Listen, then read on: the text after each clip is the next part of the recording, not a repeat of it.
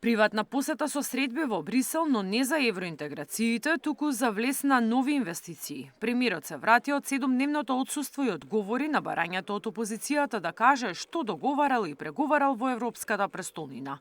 Мицкоски соопшти дека при посетата на Брисел имал неколку средби, но не со политичари, туку со инвеститори, чии инвестиции се во завршна фаза и за деталите јавноста ќе биде запознаена на есен. Бев 3 дена во Брисел и немав политички средби, исто така правевме обиколка во Брисел. Имав 3 средби со инвеститори, кои што во Македонија се во завршна фаза на постигнување договор. Едниот е од Германија, едниот е од Соединетите Американски држави, а другиот прави проширување на постојната веќе инвестиција. И многу наскоро оваа есен сите три ќе потпише договори и јавноста ќе биде запознаена околу содржината на тие разговори, инаку сите овие инвестиции се во фаза на реализација, се пеглаат последните, би рекол, точка запирка делови од договорите. И очекувам веќе на следните владени седмици да сето тоа помине. Освен 3 дена во Брисел, премиерот со семејството искористил уште неколку дена одмор во Бриж, каде се запознавале со историјата и културата на Белгија. Ваквите патувања биле традиција за неговото семејство.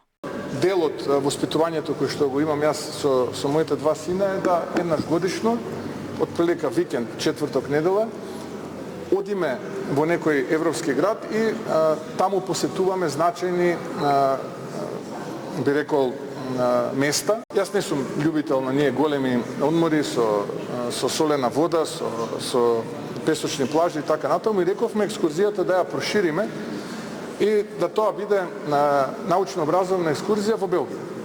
Така што бевме 4 дена точно би сакал да тие кои што се љубопитни од опозицијата да им кажам точно каде се движат, за да не мора да се распрашуваат.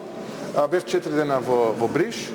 Од тие 4 дена патувавме секој ден. Еден ден бевме во Антверпен, каде што можевме да видиме неколку дела кои што се за мене многу значени, од автори од, би рекол, 16 и 17 век, кои што твореле во тоа време во тој град, во Антверпен. Потоа бевме еден ден во Гент, еден ден бевме во Динан, еден ден бевме во Жервал, во Данкер, каде што знаете што се случувало на почетокот од Втората светска војна. Опозицијата тврди дека е недозволиво без знаење на МНР, премиер на држава, да оди во посета на Брисел и обвинија дека тој имал неофицијални разговори за европската иднина на Македонија со своето семејство и без знаење и учество на дипломатијата.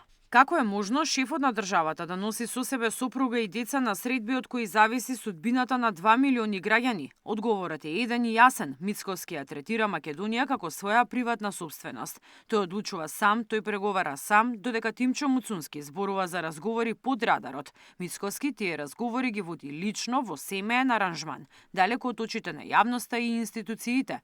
Ова не е државничка одговорност, ова е приватизација на државата, велат од СДСМ. Мирјана Давидовска, Сител телевизија.